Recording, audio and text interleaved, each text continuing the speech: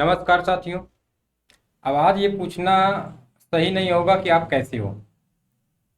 हम समझ सकते हैं कि जब से आपने ये चुनावी चंदा इलेक्टोरल बॉन्ड का मामला सुना होगा, कई सारी बातें निकल के आ रही हैं। आज उसी विषय में जितनी ज़्यादा से ज़्यादा जानकारी जुटा पाए हैं, उस जानकारी के साथ जितनी भी जानकारी कहेंगे वो किसी न किसी चैनल के माध्यम से या सुप्रीम कोर्ट की शब्दावलियाँ होंगी, कोई ना कोई पेपर की कटिंग होगी। ठीक, इसके बाद हम लोग बात करेंगे कि इसमें ऐसा क्या है। बात करेंगे कि सबसे ज़्यादा चंदा किसको मिला है, यानी बीजेपी को मिला है कितना, तो समथिंग 46% के आसपास। ठीक, द हिंदू में ये बात छपी है, द हिंदू अखबार आता है। कहीं कहीं आपको और कम ज़्यादा मिल जाएगा, लेकिन द हिंदू की हम अगर बात करेंगे, ठीक है। फिर बात करेंगे कि कांग्रेस को कितना मिला। कांग्रेस तीसरे नंबर पे है। फिर किसको मिला, तो दूसरे नंबर पे तृणमूल सरकार ममता बनर्जी जी की है। ठीक, तो इन सब बात में बात करेंगे कितना बीजेपी को मिला है। तो 6 अरब डॉलर के 6 अरब करोड़ के आसपास मिला जाके। कई सारे मुद्दे हम पूरे डेटा के साथ हैं, लेकिन हम एक एक के क्रम में बात करेंगे। पहला जैसे आप देख रहे हो स्क्रीन पे कि पहली बात है कि क्या पुलवामा हमले के बाद पाकिस्तान से बीजेपी को मिला चुनावी चंदा। एक हब कंपनी करके एक है, तो उसके बारे में कुछ निकल गया। हम पूरी बात करेंगे क्या सही है क्या गलत है। ठीक, अगर हम दूसरी बात करें तो आप देख रहे हो कि बांड पर राहुल का हमला सबसे बड़ा घपला। अभी तक आपने घोटाले सुने होंगे, वो इलीगल घोटाले होते हैं। और ये जो इलेक्ट्रल बॉन्ड का घोटाला है, ये सरकार की नज़रों में लीगल घोटाला है। सरकार के आंखों के नीचे घोटाला हो रहा है, सरकार खुद करा रही है। आप इनको जानते होंगे, रवीश कुमार जी को। अगर आपको और विस्तार से और सारी जानकारी चाहिए तो आप इनका चैनल, ऑफिशियली चैनल इनका है, आप उसको देख सकते हो। ठीक, अगर हम लोग बात करें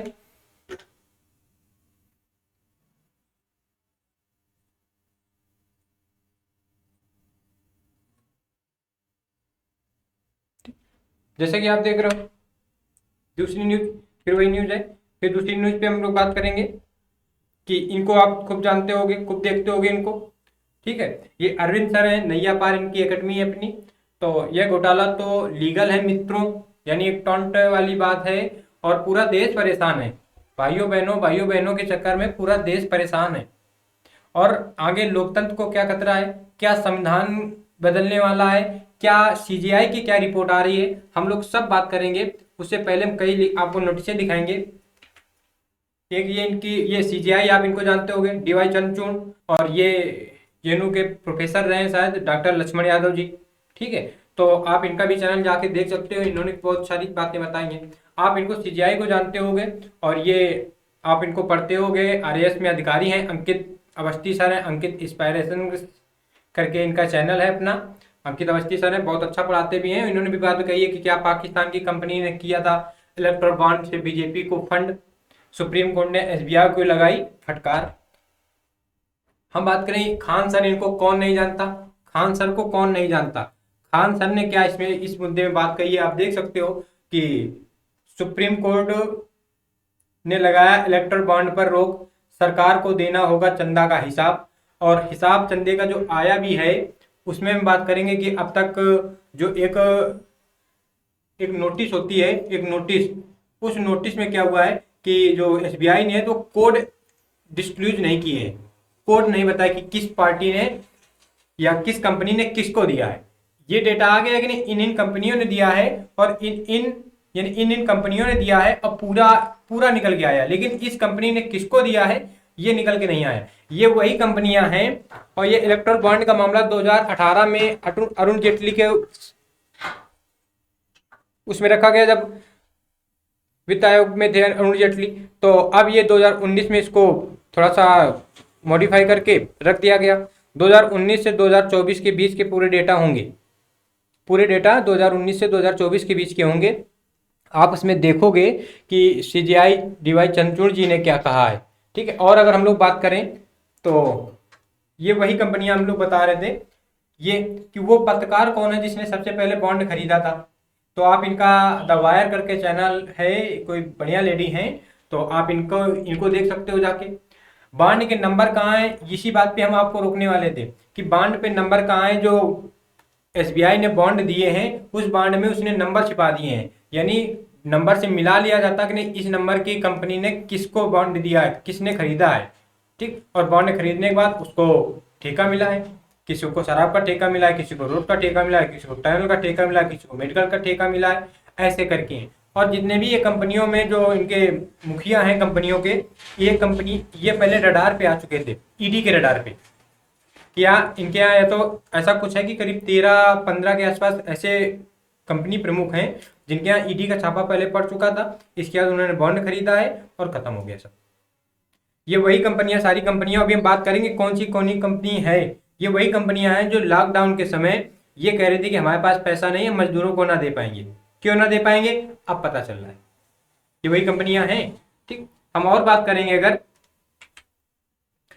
इलेक्ट्रल बॉन्ड की लिस्ट आते ही मुंह छुपा लिया भगत ने। भगत का मतलब जो बीजेपी भक्त की बात है, उनकी बात ये चल रही है। ठीक है, इलेक्ट्रल बॉन्ड में सुप्रीम कोर्ट की प्रतिक्रिया की बात है। आओ सुनाओ तुम्हें चंदे का धंधा, एक गाना नहीं सुनना चलता, उसी पे ये टॉन्ट वाली है। हाँ, ये जो आप देख रहे हो स्क्रीन पे, इलेक्ट्रल बॉन्ड का पर्दाफाश करने वाले कई जर्नलिस्ट हैं, कई पत्रकार हैं, और इसी में कई रिटायर्ड जज, कई रिटायर्ड न्यायाधीश भी शामिल हैं, जो एक लंबे समय से लगे रहे और अब जाकर 15 मार्च को तब जाकर कहीं इनको सफलता हाथ लगी है। और अभी भी सफलता थोड़ी सी अधूरी है, चूंकि ये तो पता चल ही गया कि सबसे ज्यादा किसके पास है, किसको चंदा मिला है, किस पार्टी को मिला है। ठीक, और बाकी सारी बातें और भी निकल रही हैं। आप न्यूज जरूर देखिएगा, कुछ बहुत इस बात पे आके ना देखिएगा कि नहीं आप किस पार्टी के समर्थक हैं। आप इस बात को आके देखिएगा कि आप देश में हो क्या रहा है। जहां बेरोजगारी वाली बात है, जहां पेपर वाली बात है, वहां पेपर की बात नहीं है। अब तो ये लग रहा है कि पेपर की कंपनी कोई होती, वो इलेक्ट्रल बॉन्ड खरीद लेती तो पेपर करा देती। प्राइवेट कंपनियां इलेक्ट्रल बॉन्ड खरीदते हैं, प्राइवेट तुम कल चले जाओ, परसों से तुम्हारी ज्वाइनिंग हो जाएगी, आराम से करो जाके। और यहाँ क्या होता है कि वैकेंसी, बेरोजगारी है लाखों में, करोड़ों में, वैकेंसी आती है 100 में, हजारों में।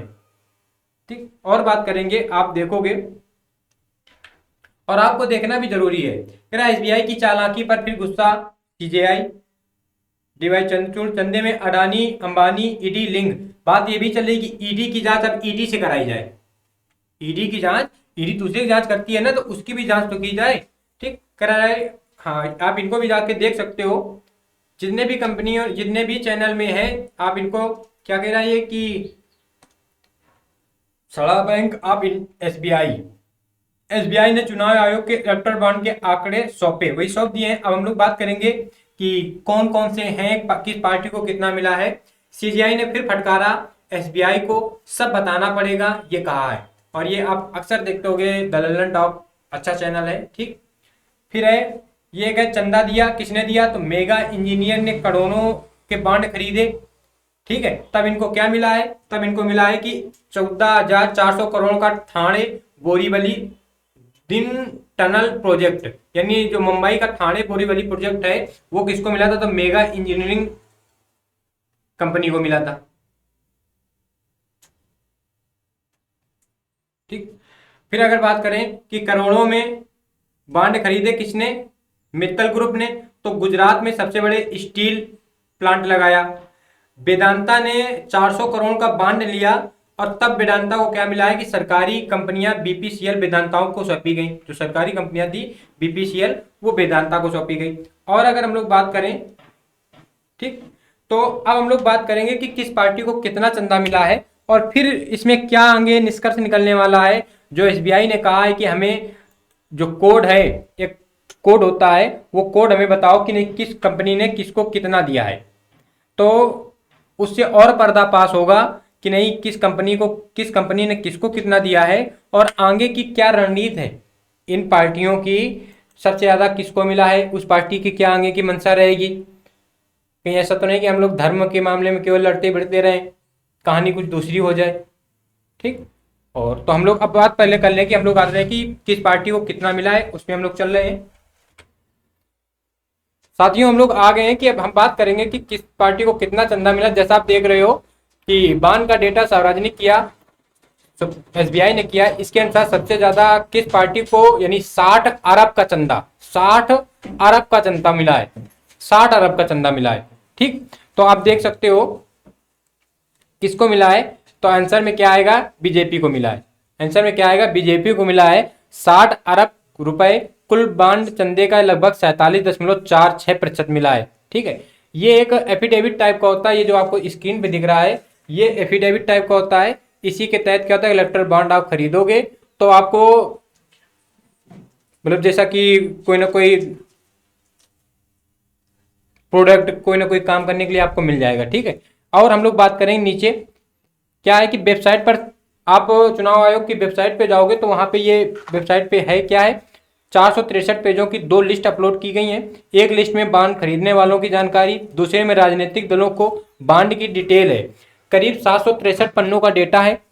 और अगर हम लोग बात करें, अभी इसका मिलान नहीं हुआ है, जो हमने आपको बताया कि इसका मिलान ये नहीं हुआ है कि किस पार्टी को किस कंपनी ने दिया है चंदा, अभी इसका मिलान नहीं हुआ है। इसका मिलान बहुत जल्द होगा, तभी तो सुप्रीम कोर्ट ने डांटा है कि इसका जो बार कोड है, जो कोड होता है सीक्रेट कोड, वो कोड कहाँ है, वो कोड जैसे एसबीआई देगी तो मिला दिया जाएगा कि किसको कितना, किस कंपनी ने किसको दिया है। ठीक, तो अब हम लोग बात, आप नीचे देखोगे कि किस कंपनी को कितना मिला है, ये आपको दिख रहा है। भारतीय जनता पार्टी अर्थात बीजेपी, प्रधानमंत्री मोदी जी की पार्टी, आदित्य योगीनाथ जी की पार्टी, अमित शाह की पार्टी, राजनाथ जी की पार्टी। ठीक, जो कभी ये कहते हैं ना कि निपोटिज्म में खत्म हो रही है, बीजेपी में बीजेपी के परिवार नहीं है, जो जैसे मोदी जी की बात कर दें, योगी जी की बात कर दें, तो तुम्हें केवल 2 ही नाम पते हैं भाई। तुम्हें नहीं पता कि राजनाथ के परिवार क्या कर रहा है, तुम्हें नहीं पता अमित शाह का परिवार क्या कर रहा है। जो कहते हैं ना कि किसी पार्टी के पक्ष पे आके बात ना करना, कि पार्टी पे आके बोलो फिर तुम बुरा लगे, फिर तुम गालियां लिखो। तुम ये देखना कि तुम्हें कितनी बातें पता हो रही हैं। ठीक, दूसरा कह रहा है ऑल इंडिया तृणमूल कांग्रेस जो है, जो टीएमसी है, ममता बनर्जी जी की, पश्चिम बंगाल की, उनको सेकंड नंबर पे है। 1609 करोड़ रुपए मिले हैं। 6060 करोड़ रुपए बीजेपी को मिले हैं, जो एक तरफा है पूरी। ऑल इंडिया कांग्रेस, कांग्रेस को 1421 मिले हैं। भारत राष्ट्र समिति, ये महाराष्ट्र की पार्टी है, भारत राष्ट्र समिति महाराष्ट्र की पार्टी है, तो उसको 1214 करोड़ रुपए मिले हैं। बीजू जनता दल, ये नवीन पटनायक उड़ीसा की पार्टी है। ठीक, आपको पार्टियां पता होंगी, क्योंकि आप तैयारी कर रहे हो तो निश्चित ही आपको पार्टियां पता होंगी। ठीक, तो ये आप देख सकते हो, ये पूरा डेटा है, आप इसको रख सकते हो। अब हम लोग बात करेंगे, आम आदमी पार्टी को सबसे कम मिला है, देखो आप 65 करोड़ रुपए मिले हैं। आगे बात करें, सबसे बड़ी किस कंपनी सबसे ज्यादा किसने दिया है, तो future gaming and hostel services private limited ने दिया है। कितने, 1368। अभी इसका खुलासा नहीं हो पा रहा है कि इस कंपनी ने किसको दिया है, इसका भी खुलासा हो जाए। 1368 एक कंपनी ने दिया है, तो इसका मतलब कि बाकी सारी कंपनियां, किसी 2 ही कंपनियां ऐसी हैं जिनको 1400 मिला है, एक को 1600, एक को 1400, यानी या तो इसको पूरा ही दे दिया होगा तो तृणमूल को दे दिया होगा, या कांग्रेस को दे दिया होगा। बाकी किसी को इतना मिला ही नहीं जितना एक तरफ से केवल गेमिंग कंपनी ने दिया है। ठीक, अब बात करें कि मेगा इंजीनियरिंग ने कितना दिया है, तो 966 दिया है करोड़। क्विक सप्लाई कितना दिया है, तो इसने 410 दिया है। हल्दिया एनर्जी लिमिटेड किसने दिया है, तो 370 दिए हैं। ठीक है, और हम लोग नीचे थोड़ा सा बात करें, अगर western UP power transmission company ने इतना दिया है। ठीक है, एमकेज एंटरप्राइजेज लिमिटेड ने इतना दिया है। केवंटर फूड पार्क इंफ्रा लिमिटेड ने इतना दिया है। यहीं पे कहीं पे बात थी एयरटेल की, चलो एयरटेल की, ये टॉप 10 की बात है, बाकी एयरटेल भी शामिल है, एयरटेल भी शामिल है। और इसमें क्या कि सुप्रीम कोर्ट ने आयोग को 15 मार्च की डेडलाइन दी थी, सुप्रीम कोर्ट ने आयोग को 15 मार्च की डेडलाइन सार्वजनिक करने के लिए दी थी। यह data state bank of India ने चुनाव आयोग को सौंपा था। शुरू में एसबीआई ने इसके लिए मोहलत मांगी थी, एसबीआई कह रही थी कि हमें 30 जून तक का समय दो। जब डीवाई चंद्रचूड़ जी ने कहा सीजेआई भारत के, कहा नहीं समय न दिया जाएगा, तो कितनी जल्दी काम हो गया। एसबीआई वाले, एसबीआई में यदि आपका खाता है तो एसबीआई में जब जाते होगे तो कितनी ड्रामा करते हैं, इसी वजह से कि उनके पास इतना फंड आता रहता है, उसकी इतना ब्याज चलता रहता है कि उनको आपके खाते से मतलब ही नहीं होता। एसबीआई कर्मचारियों का बिहेवियर आपको पता है कैसे है बिहेवियर उनका। अब आगे बात करें, चुनावी बांड स्कीम विवाद के बारे में एक बात कर लें। अगर थोड़ा सा आप देखोगे कि चुनावी या इलेक्टोरल बांड स्कीम 2017 के बजट से उस वक्त वित्त मंत्री अरुण जेटली थे। 2 जनवरी 2018 केंद्र सरकार ने इसे नोटिफाई किया। यह एक तरह का प्राइमरी सरी नोट होता है, इसे नोट मतलब बैंक का नोट आप कह सकते हो, इलेक्ट्रो बॉन्ड को बैंक का नोट कह सकते हो। बाकी ये आप पढ़ सकते हो, आप इसको देख सकते हो, थोड़ा सा हम देख लेंगे, आप देखोगे है क्या इसमें कि 1,000 से लेकर 1 करोड़ तक रुपए के बांड थे। 1,000 से लेकर 1 करोड़ रुपए तक का बांड इसमें था कि आप खरीद लोगे। डोनर के बांड डोनेट, हाँ 2019 में जब इसको परिवर्तित किया गया, ये बात समझनी है। 2019 में सुनवाई हुई, सुप्रीम कोर्ट ने 2024 में फैसला दिया गया इलेक्टोरल बांड स्कीम असंवैधानिक है। क्यों असंवैधानिक है? चूंकि सभी व्यक्तियों को राइट टू इंफॉर्मेशन अर्थात आरटीआई, और इसको आरटीआई के दायरे में रखा जाए, ये आरटीआई के दायरे में न थी। और इसमें यह भी कहा गया था जब 2018 में पारित हुआ था कि इसमें जो व्यक्ति बॉन्ड खरीदेगा उसका नाम गोपनीय तरीके से रखा जाएगा, गुप्त रखा जाएगा।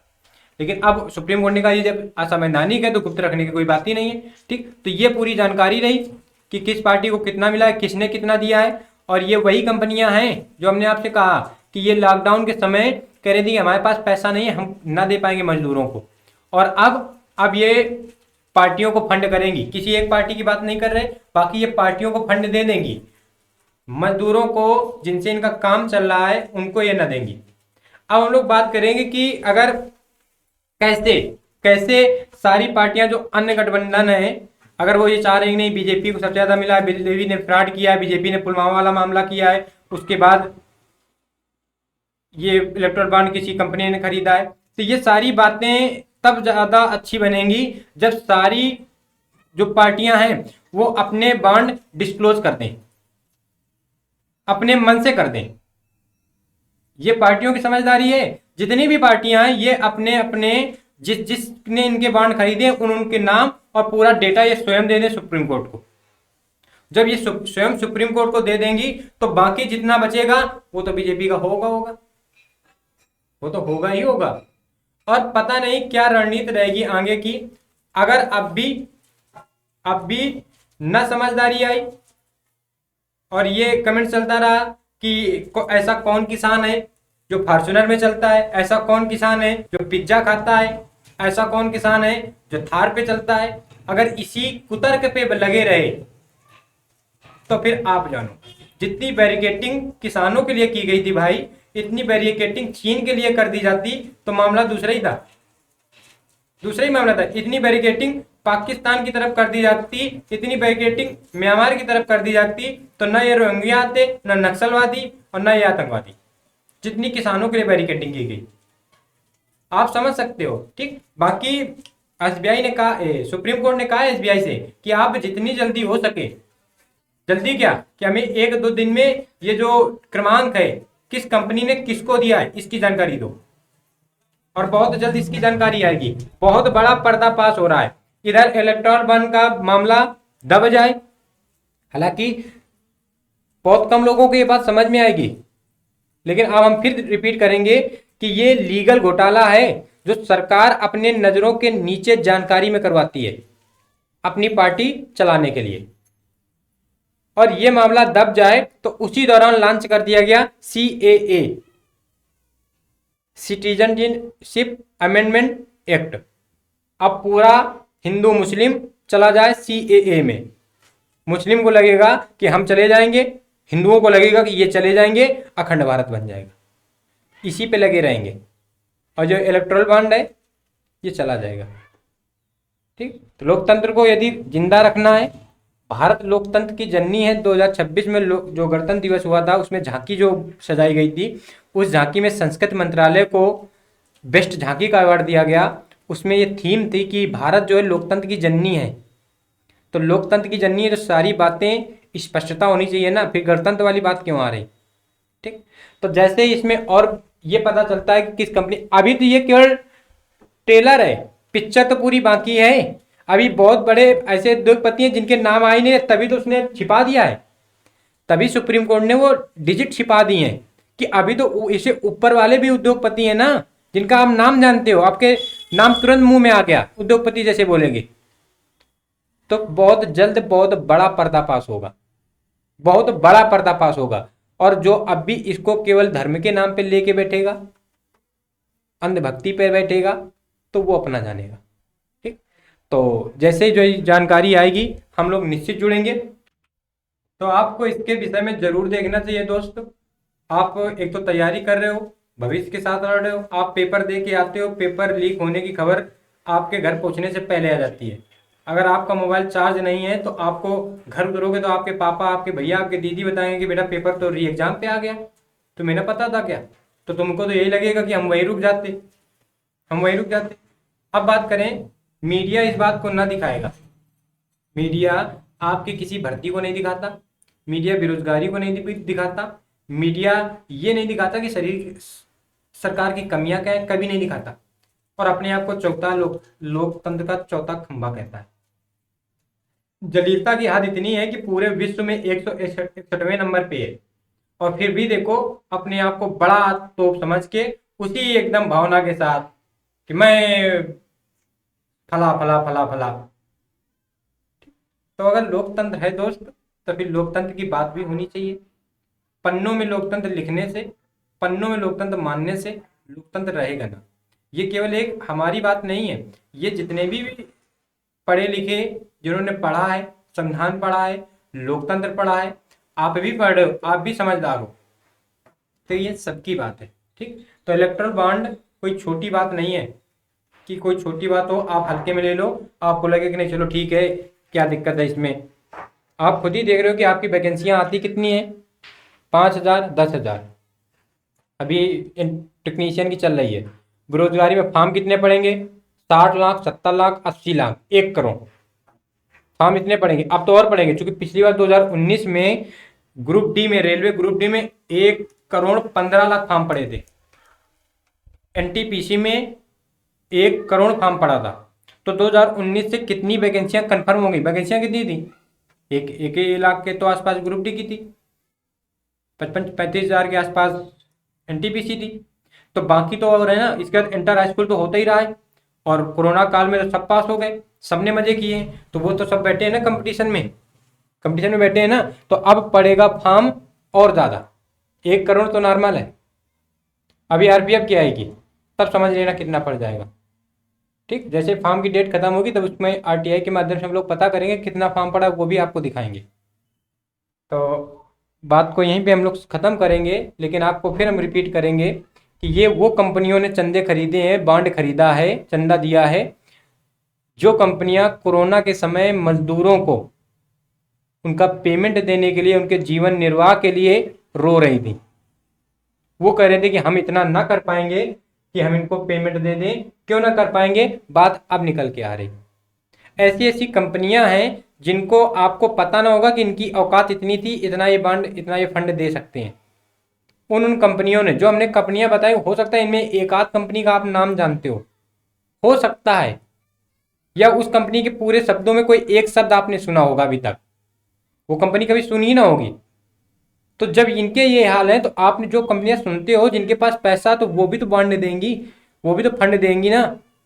उन्हीं का तो एसबीआई निकालेगा, उन्हीं के जरिए सीजीआई डीवाई चंद्रचूड़ जी ने इतनी बड़ी बात रखी है। ऐसे ऐसे लोगों की जरूरत है भारत को चलाने के लिए। ये है लोकतंत्र, ये है लोकतंत्र।